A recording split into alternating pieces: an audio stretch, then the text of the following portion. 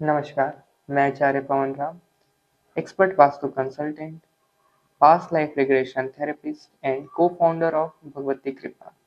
अगर आप इस वीडियो को देख रहे हैं तो इसका मतलब ये है कि आपने काउंसलिंग के लिए या फिर पास्ट लाइफ के लिए स्लॉट बुक करवाया है। तो ये जो दोनों सेशन होंगे काउंसलिंग और पास्ट लाइफ के, ये दोनों ऑनलाइन मोड पर ही होंगे। उसके लिए आपको गूगल मीट एप्लीकेशन का यूज़ करना आना चाहिए। अगर आपको गूगल मीट यूज़ करना नहीं आता है तो आप यूट्यूब पर वीडियो देख सकते हैं।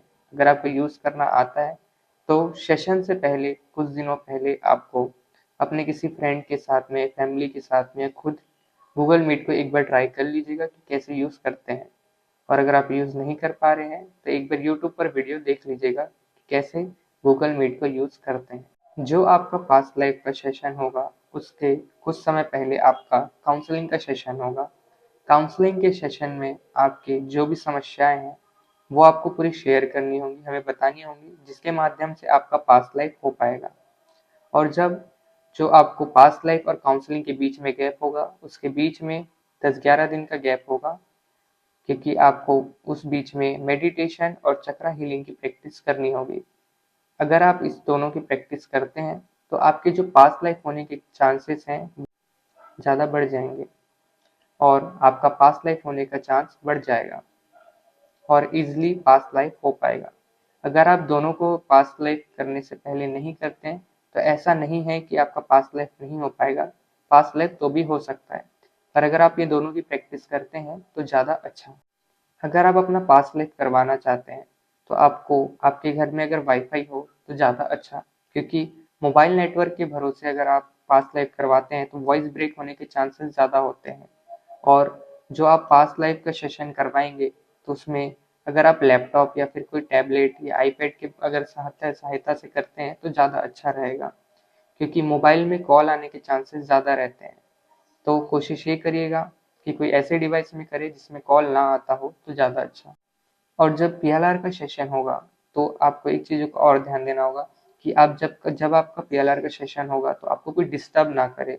आप घर में पहले बता दें कि आपकी मीटिंग है 2 घंटे की, क्योंकि जो सेशन होता है वो 2 घंटे के आसपास का होता है, तो आप पहले ही घर में बता दीजिएगा।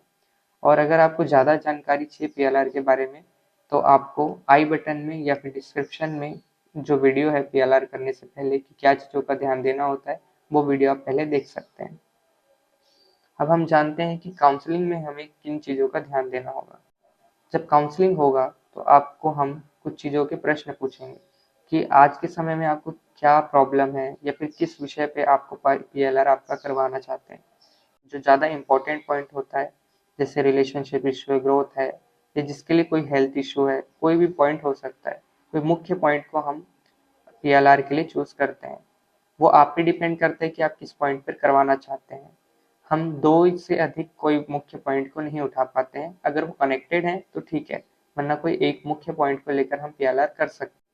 और जब काउंसलिंग होता है तो आपकी जो प्रॉब्लम होती है आपको उसे पूरा तरीके से क्लियर करना ज़रूरी होता है। अगर आप प्रॉब्लम को पूरा क्लियर नहीं करेंगे या अगर कुछ चीज़ों को छुपाएंगे तो पीएलआर में कुछ ना कुछ दिक्कत आने के चांसेस होते हैं।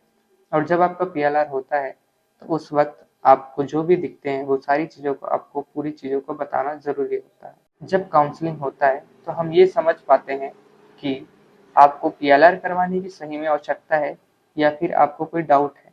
अगर आपको कोई डाउट होता है, पीएलआर कराने की आवश्यकता नहीं होती है, तो हम आपको मना कर देते हैं। और अगर हमें लगता है कि आपको पीएलआर करवाने की आवश्यकता है तो आगे फिर आपको डेट दे दिया जाता है कि आपका पीएलआर का सेशन कब होगा। और जिस दिन आपकी काउंसलिंग होगी उस दिन आपको ये बता दिया जाएगा कि आपका सेशन कब होगा पीएलआर का। धन्यवाद।